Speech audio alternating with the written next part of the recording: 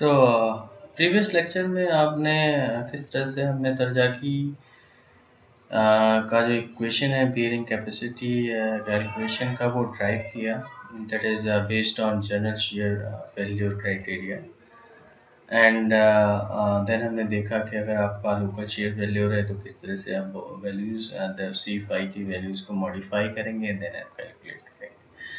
And there are different method also, that is analytical methods to find bearing capacity of soil. So there are three classification basically, that is elastic theory, and second one is classical elastic earth pressure theory, and second one is third one is your plastic theory. तो elastic theory में cinders theory है that is actually for C soil.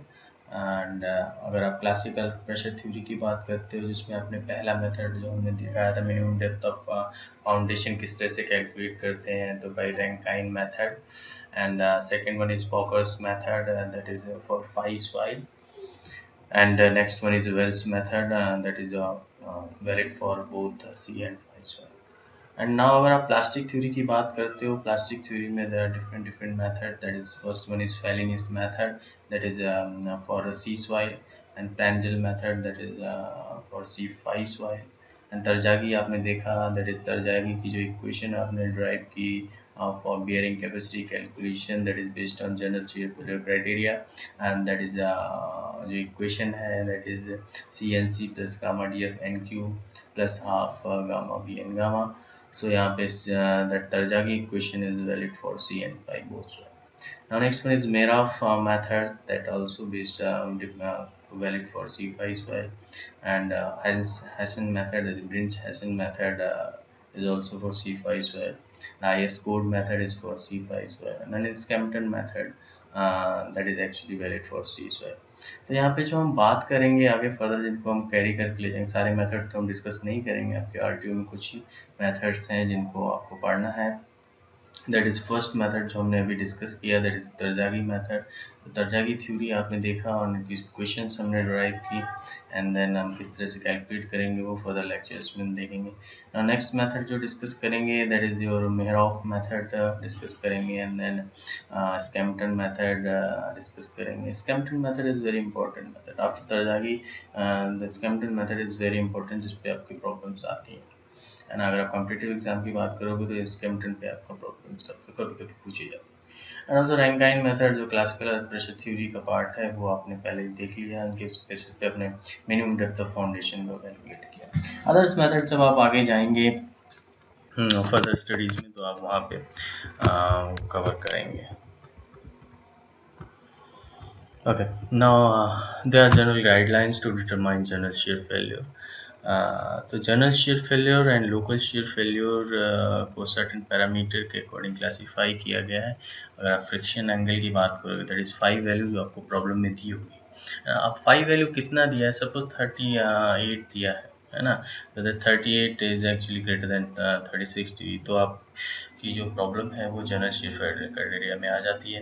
अगर less than 28 है तो वो आपकी local shear failure के criteria में आ जाता है. तो लोकल शेयर फेल्योर अगर आपको ये आपने आइडेंटिफाई कर लिया है कि आपकी जो प्रॉब्लम है कभी कभी डायरेक्ट दे दी जाता है कभी कभी on the basis of friction angle आपको आइडेंटिफाई करना पड़ता है कि आपकी जो प्रॉब्लम है वो लोकल शेयर फेल्योर की है. एंड देन जब आपको आइडेंटिफाई हो जाता है कि प्रॉब्लम लोकल शेयर फेल्योर की है देन आपको क्या करना पड़ता है सी एंड फाई वैल्यू को मॉडिफाई करना पड़ता है. That is your C dash और C M is equal to 2/3 of C and phi को आप जब मॉडिफाई करोगे and phi M is equal to 10⁻2/3 और थर्ड फाई. इसी तरह से स्ट्रेन ऑफ फेल्योर पे आपको क्राइटेरिया डिसाइड किया गया है that is your less than और equal to 5% then general shear failure criteria and if it is greater than और equal to 15% that is your local shear failure criteria. इसी तरह SPT number पे strain penetration number पे आपको values criteria define किया गया that is if N value is greater than 30% then general shear failure criteria and if it is less then 5% then is local shear failure criteria. And on the basis of relative density that is ID greater than 70% then general shear failure criteria, and it is less than 20% then it is local shear failure criteria. And on the basis of void ratio if void ratio is less than 0.55 then it comes under general shear failure criteria, and if it is greater than 0.75 then local shear failure criteria. On the basis of unconfined compressive strength, कभी कभी problem में आपको direct सी value नहीं दी होती है ना। कभी कभी अनकन्फाइंड कंप्रेसिव स्ट्रेंथ के केस में आपको प्रॉब्लम दी जाती है, तो किस तरह से आपको सी वैल्यू एक्सट्रैक्ट करनी है वहाँ पे, तो वो अगर आप इक्वेशन देखेंगे तो अगर आपको क्यू यू दिया है that is unconfined compressive strength and आपको रिक्वायरमेंट सी वैल्यू की है, तो आप C is equal to simple Q U by 2 करके आप C की वैल्यू आइडेंटिफाई कर सकते हैं। तो on the basis of unconfined compressive strength, if Q is greater than 100 kilonewton per meter square, then it comes under general shear failure criteria, and if it is less than 50 kilonewton per meter square, then it is local shear failure criteria. तो sudden guidelines थी, जब आप problem solve करेंगे तो वहाँ पे आपको ध्यान रखनी है। जनरली 5 वैल्यू पे फोकस करना होता है कि 5 वैल्यू को हमें देखना होता है कि कितना दिया है, एंड उस बेसिस पे हम क्या डिज़ाइन करेंगे। नाउ हमने जब फैक्टर्स की बात की थी तो वहाँ पे ये फैक्टर डिस्कस किया था कि डिफरेंट साइज एंड शेप्स के अकॉर्डिंग आपका बियरिंग कैपेसिटी वेरी करेगा, है ना। तो आप यहाँ पे देखिए कि डिफरेंट साइजेस शेप के लिए आपको इक्वेशंस को मॉडिफाई किया गया, that is modified equation for other shape of the footing, है ना। फर्स्ट आपने स्टिफ फुटिंग की बात की थी। स्टिफ फुटिंग के बाद अगर आप बात करेंगे that is rectangular footing and raft footing. तो रेक्टेंगुलर फुटिंग के केस में जो आपका इक्वेशन है that is Q U is equal to 1 plus 0.3 B by L into C N C plus gamma D F N Q plus half in bracket 1 minus 0.2 b by l bracket close into gamma b and gamma. तो this is the equation for rectangular footing। तो आप problem में ये देखेंगे आपका जो footing है that is rectangular है, एंड देन रेक्टेंगुलर है तो आपको ये इक्वेशन अप्लाई करनी है, इम्प्लीमेंट करनी है, and where b is your width of the footing, length is your length of the footing, c is your cohesion value जो आपको गिवन होगा, nc is your bearing capacity factor, nq and n gamma also bearing capacity factor, that bearing capacity factor depends on the phi value जो आपको given होगा, है ना, and gamma is your unit weight of soil, df is depth of the footing, है ना। तो ये सारी वैल्यूज आपको दी होंगी, आप सारी वैल्यूज को पुट करेंगे देन आपको bearing capacity मिल जाएगी। Now next shape is the circular footing. For the circular footing, the equation that is ultimate bearing capacity Q is equal to 1.3 CNC plus half gamma BN half gamma DF gamma DF NQ plus 0.3 gamma BN gamma। तो changes देखिए कहाँ पे, अगर आप basic equation तरजागी की जो है उसको देखेंगे तो वहाँ पे आपको ये देखने को मिलेगा कि दैट इज वो C N C plus gamma D F N Q plus half gamma B N gamma. हाँ, अभी देखो अगर आप रेक्टेंगुलर को देखोगे तो रेक्टेंगुलर में आपका जो ये फैक्टर है that is 1 plus 0.3 B by L. अब जब स्क्वायर की बात करोगे तो simple B is equal to आप एल रख दोगे तो आपको 1.3 सी एन सी आ जाएगा, है ना। और यहाँ पे जब आप b is equal to L रखोगे तो 1 minus 0.2 that is 0.8 and divided by 2 that is 0.2। तो अब ये इक्वेशन तो आपको याद रखने की जरूरत है नहीं, ये तो आप सिंपली रेक्टेंगुलर से ड्रॉ कर लेंगे, है ना। Next concept is a very important concept that is effect of water table on bearing capacity. तो वाटर टेबल का इफेक्ट बियरिंग कैपेसिटी पे क्या होता है, देखिए यहाँ पे 3 जोन में आपको डिवाइड किया गया। First zone that is your below the footing, कितना, है ना, किस डेप्थ पे वाटर टेबल है वो आपको आइडेंटिफाई करना पड़ेगा। देन जब वाटर टेबल आपकी राइज हुई, है ना, जोन 2 में आ गई, एंड देन फर्दर राइज हुई तो आपका फुटिंग के कांटेक्ट में आ गई। तो जब ये वाटर टेबल राइज करेगी तो वाटर टेबल राइज होने से बियरिंग कैपेसिटी पे क्या फर्क पड़ेगा। तो जनरल थंब रूल ये बताते हैं कि जैसे वाटर टेबल आपकी राइज हो रही है ना, वाटर टेबल बहुत ही नीचे है आपकी फुटिंग के, कोई कांटेक्ट नहीं है तो कोई इफेक्ट नहीं पड़ेगा, है ना। वाटर टेबल आपकी बहुत ज़्यादा ही नीचे है तो वो बियरिंग कैपेसिटी पे क्या फ़र्क पड़ेगा, वो कांटेक्ट में ही नहीं है। लेकिन जैसे जैसे ऊपर आती जाएगी, जैसे जैसे वो जोन में आती जाएगी, देन बियरिंग कैपेसिटी पे इफेक्ट होना स्टार्ट हो जाएगा। अभी आपकी फुटिंग से कांटेक्ट आ गया, वाटर टेबल का, वाटर का कांटेक्ट आ गया, देन जाहिर सी बात है आपका इफेक्ट पड़ने लगेगा। एंड देन वो पूरी ग्राउंड सरफेस पे आ गई तो इफेक्ट। तो सिंपली हम कहते हैं अगर आपकी वाटर टेबल राइज हो गया ग्राउंड सरफेस पे आ गई तो बियरिंग कैपेसिटी पे जस्ट 50% का रिडक्शन हो जाता है। तो यहाँ पे डिफरेंट डिफरेंट केसेस हैं जो डिस्कस किए हुए हैं कि अगर आप केस 1 की बात करेंगे, when the water table is in zone 1। Zone 1 कहाँ पे, below the base of the footing. Below the base of the footing पे आपकी वाटर टेबल है, जो यहाँ पे जेड डब्ल्यू की बताया हुआ। तो जेड डब्ल्यू क्या है, जेड डब्ल्यू को हमने जो जोन 1 में वाटर टेबल लिया है वो आपका ग्रेटर देन है विड्थ ऑफ द फुटिंग, है ना। ग्रेटर देन और इक्वल टू अगर विड्थ ऑफ द फुटिंग है तो आपका कोई इफेक्ट नहीं आएगा वाटर टेबल का। जाहिर सी बात है, जब वाटर टेबल आपकी बहुत नीचे है तो बियरिंग कैपेसिटी पे कोई इफेक्ट नहीं पड़ेगा। तो जनरल कंसिडरेशन ये है कि अगर आपकी water table width of the footing से ज़्यादा है ना, depth of the water table below the base of the footing, अगर आपकी विड्थ ऑफ द फुटिंग से ज़्यादा है या बराबर भी है तो आपका बियरिंग कैपेसिटी पे कोई फर्क नहीं पड़ेगा। तो सिंपल यहाँ पे लिखा हुआ है कि water table, if your water table is in zone 1, in this case the depth of the water table below the foundation, that is ZW, is greater than or equal to width of the footing. B is what, width of the footing, width of the footing. Then there is no effect of water. इस केस पे आपको direct problem पूछा जाता है, direct वो क्या कहता है कि वो कहता है कि आपकी बियरिंग कैपेसिटी इतनी है ना, एंड आपकी depth of the water table आपकी suppose width of the footing 1.5 metre and the depth of the water table is 2 metre, तो आपसे पूछता है बियरिंग कैपेसिटी पे कितना इफेक्ट है, तो आपका आंसर क्या होगा। अगर इस कंडीशन को देखेंगे तो there is no effect on the water table, तो there is no effect on the bearing capacity due to this water table position.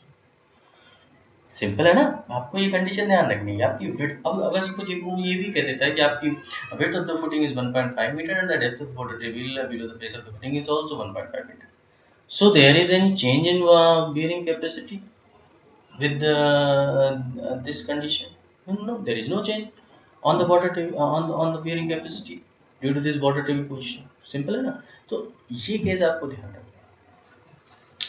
ना। केस 2 की बात करते हो तो केस 2 में क्या कह रहा है कि water table is in zone 2। Water table in zone 2 का मतलब क्या है कि वाटर टेबल की जो पोजीशन है, that is your Z gamma, वो आपकी क्या है, 0 टू बी के बीच में, है ना। अब इस कंडीशन में आपका कौन सा कंपोनेंट अफेक्ट करेगा, तो in this case when the water table is in zone 2, that is in between 0 to b, है ना, बेस ऑफ द फुटिंग से बी के बीच में, बी के बी पे है या बी के बियॉन्ड है तो आपका कोई इफेक्ट नहीं आया जो आपने केस 1 में देखा। बट अगर वो इसके बीच में है, that is at Z gamma, तो आपका जो थर्ड टर्म है बियरिंग कैपेसिटी इक्वेशन का, that is half gamma B N gamma, that term will be affected due to this water table positioning. इस केस में कोई भी इफेक्ट सेकेंड टर्म पे नहीं आएगा, है ना। तो आपकी जो इक्वेशन है वो क्या हो जाएगी, that is ultimate bearing capacity is equal to C N C plus gamma D F N Q, that is first term is your C N C, second term is your gamma D F N Q, and third term that will be affected due to this water table positioning, that is your half gamma B N gamma. So that third term, that is half gamma b and gamma, will be affected due to this water table positioning, that when the water table is in zone 2। And अगर इसमें दो condition हो सकती है, या तो आपकी water table ऐसा भी हो सकता है वाटर टेबल आपकी just base of the footing पे हो जाए, है ना, वाटर टेबल आपकी just base of the footing पे हो जाए। अभी यहाँ पे इन थर्ड टर्म या तो आप gamma is equal to gamma या आर गामा फैक्टर आप लगा दो। तो आर गामा फैक्टर क्या होता है, that is water table correction factor, that is 0.1 into 1 plus Z gamma upon gamma, and that lies between 0 to. तो सेकेंड टर्म में अभी कोई चेंज नहीं आएगा, ठीक है, ये बात ध्यान रखिए। नाउ केस थर्ड में वाटर टेबल राइज होगी, वाटर टेबल राइज होगी कहाँ पे पहुंच गई है ना, वाटर टेबल आपकी राइज होकर, देखिए इस डायग्राम में देखिए जोन थर्ड आपका कहाँ पे, जोन थर्ड है आपका, this one your zone third, है ना। तो ये वाटर टेबल आपकी कहाँ पे आ गई, इस Z Q from the ground surface, Z Q from the this ground level. Water table अब कहाँ पे, जोन थर्ड में है, that is Z Q from the ground surface, ground level, है ना। तो वाटर टेबल की वेरिएशन देखो, पहले आपकी कहाँ थी, जोन 1 में थी, देन जोन 2 में आई, देन थी। तो इस तरह से क्या हो रहा है, वाटर बेयरिंग कैपेसिटी इफेक्ट हो रहा है, बेयरिंग कैपेसिटी पे अफेक्ट हो रहा है इस वाटर टेबल वेरिएशन की वजह से। तो जोन था केस थर्ड की बात करो, when water table is in zone third above the foundation level at depth zq from the ground. In this case, all the three terms in equation will be affected, but effect on the first term is negligible, है ना। तो यहाँ पे जो third term आपका जो affect हुआ था इन केस 2, इन केस 3 आपका सेकेंड टर्म भी अफेक्ट होगा, है ना। That is QU is equal to CNC plus gamma dash DF NQ plus half gamma dash PL, ठीक है ना। सो ये जो तीन केस हैं, इस आप यहाँ पे देखिए, जो हमने water correction factor, water table correction factor लगाया, that is in second term and third term दोनों, that is R Q star and R gamma star, है ना। आर क्यू क्या है आपका, है ना, R Q is 0.5 1 plus Z Q upon D F, and this range is 0 to D, and की water table आपकी जो जोन थर्ड में है वो कहाँ तक वेरी कर रहा है, 0 to DF तक वेरी कर रहा है। And if your water table is eight ground level, जब वाटर टेबल आपकी ग्राउंड सरफेस पे, देखिए इसको डायग्राम को थोड़ा सा एनालाइज करिए, है ना, डायग्राम को थोड़ा सा एनालाइज करिए। अगर आपकी वाटर टेबल ग्राउंड लेवल पे है, मीन्स जेड क्यू क्या है, 0 है ना। और जेड क्यू जब 0 हो जाएगा, जब जेड क्यू 0 हो जाएगा, तो आप इस इक्वेशन को देखिए, जब आप यहाँ पे जेड क्यू 0 कर देंगे तो आर क्यू की वैल्यू क्या हो जाएगी, 0.5 हो जाएगी, है ना। तो this is what your 3 cases with the variation of water table, है ना। डिफरेंट डिफरेंट जोन में आपकी वाटर टेबल हो सकती है, तो आपको ये ध्यान रखना है, प्रॉब्लम जब आपसे पूछा जाएगा तो आपको ये आइडेंटिफाई करना है, ये आपको बताया जाएगा कि ये आपकी वाटर टेबल किस जोन में है, and then on the basis of that location of water table आपकी कैलकुलेट करेंगे कि बियरिंग कैपेसिटी क्या है। तो एक ट्रिकी क्वेश्चन मैंने आपको बता दिया कि वो सिंपली केस 1 पे एक क्वेश्चन आता है आपका, केस सेकंड एंड थर्ड पे आपके लॉन्ग क्वेश्चंस आते हैं, उनमें आपको कैलकुलेट करना पड़ता है पूरा। बट केस फर्स्ट पे आपका ऑब्जेक्टिव क्वेश्चन आता है, जो मैंने आपको बताया कि वो ट्रिकी क्वेश्चन होता है, उसमें आपको कुछ कैलकुलेशन नहीं करना पड़ता, बट एक कॉन्सेप्ट ध्यान रखना होता है। Water table is equal, the position of water table या depth of the water table from the base of the footing is equal और greater than width of the footing, then there is no effect on the bearing capacity, है ना। और simple मैंने आपको बताया था, अगर नोट की बात करो कि if water table rises to ground surface, in that case the bearing capacity is reduced by 50%. Okay, so this is your very important concept, that is effect of water table on the bearing capacity, है ना। सो किस तरह से आपकी bearing capacity affect करती है। तो simple general अगर आप विजुलाइज करोगे तो वाटर टेबल जैसे जैसे राइज करेगी, जैसे जैसे उस जोन में आती जाएगी आपकी बियरिंग कैपेसिटी इफेक्ट, तो स्ट्रेंथ लूज होता जाएगा, बियरिंग कैपेसिटी पे इफेक्ट बढ़ता जाएगा, रिडक्शन होता जाएगा। सो नेक्स्ट क्लास में हम अदर मेथड डिस्कस करेंगे। For now this is it.